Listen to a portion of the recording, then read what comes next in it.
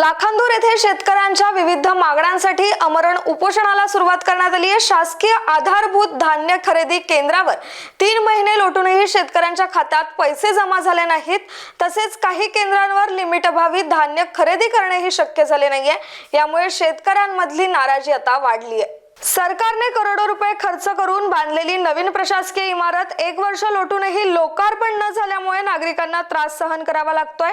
आमरण उपोषणाची सुरुवात शिवसेना तालुका अध्यक्ष विनोद ढोरे, रयत शेतकरी संघटना तालुका अध्यक्ष ज्ञानेश्वर राऊत आणि सामाजिक कार्यकर्त्यांनी केली आहे। त्यावेळी शेतकऱ्यांच्या उपस्थितीत सरकारला त्यांच्या समस्यांचे गांभीर्य समजावून देण्याचा प्रयत्न करण्यात आलाय।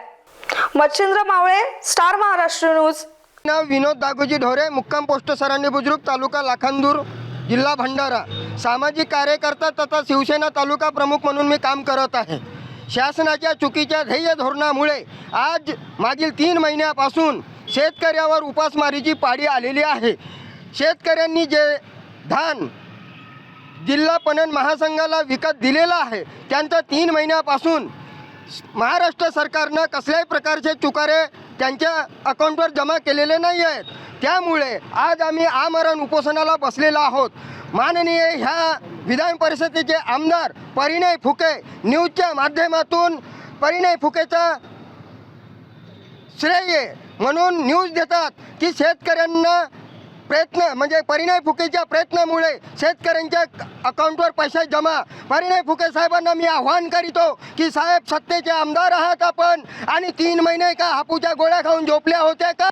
वेळेस शेतकऱ्याची बायको रांडी होत होती, शेतकऱ्याचा पोरगा घरोदारी भटकत होता आणि स्वतः शेतकरी इकडून तिकडून कर्ज काढून शारी आपली दिवाळी संग्रात साजरी करत होता। आणि आज ज्या वेळेस महाराष्ट्र सरकारनं 30% पैसे शेतकऱ्याच्या खात्यावर जमा करायला सुरुवात केलेली आहे आणि तुमचे तेले चपाटेच म्हणतात की परिणय फुकेच्या प्रयत्नामुळे श्रेयवाद हे की काय करून राहिले आहे? तुम्ही सरकार चालवता की स्वतःचं पोट भरण्याचं काम करता? फुके साहेब, जेवढी तुमची उंची आहे तेवढीच उंची माझी आहे, हे तुम्हाला सोबत नाही आहे। आपण जर एका बाजूला उभा झालो तर जेवढी हाईट माझी आहे तेवढीच हाईट तुमची आहे। साहेब, एवढे खोटे बोलू नका। खोटे बोलता आणि रेटून बोलता। शेतकऱ्याचा पोरगा आहे, शेतकरी आहे साहेब। मागील 3 महिन्यापासून अकाउंटवर पैसे जमा नाही झाले। आज सरांनी बुजुर्गचा शेतकरी मरण पावला। कशामुळे? शासनानं पैसे जमा न केल्यामुळे घरी मरून राहिला, कारण त्यानं स्वतःच्या सोन्याच्या सिजरसाठी पैसे लावू शकला नाही। आज साहेब, तुम्ही 3 महिन्याचे व्याजाचे पैसे देऊ शकता का? सरकार, तुम्ही देऊ शकता का शेतकऱ्यांना? आणि शेतकऱ्याकडे जर छोटासा कर्ज असेल तर दान दुप्पट व्याजासकट, चक्र व्याजासकट तुम्ही त्यांच्याकडून पैसे जमा करता, याची खंत वाटायला पाहिजे। परिणय फुके साहेब आणि ह्या माध्यमातून सन्माननीय मुख्यमंत्री महोदयांना मी विनंती करतो की ह्या माणसाला तुम्ही गोंदिया जिल्ह्यातून, भंडारा जिल्ह्यातून बाजूला करा। हा माणूस शेतकऱ्याचा सूड घेण्याचा प्रयत्न करत आहे।